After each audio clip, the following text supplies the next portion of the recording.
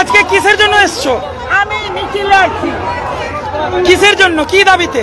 এই আমাদের মমতার দাবিতে। কি কি নির্দোষী, সে নির্দোষী মমতা, কোনো দোষ নাই, কোনোদিন দোষ করে নাই, সেই মমতাকে দোষে ফেলছে। কারা ফেলছে?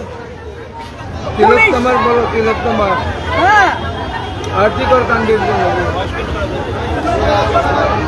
সে নির্দোষী বাবা। আমরা তো বুড়া হয়ে গেলাম, তখন আমাদের সামনে মুক্তি হচ্ছে। বিধবা ভাতা, লক্ষ্মী ভান্ডার আমারে ভালো করছে বাবা, সেই মমতা এখন খারাপ করে কোনো না।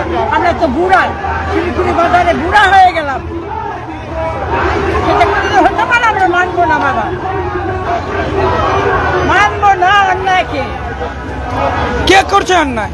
অন্যায় বাবা, মিথ্যা দোষ আছে। মমতা সেই ডাক্তার নিচে বলে মারছে, কোনোদিন সেই করতে পারে?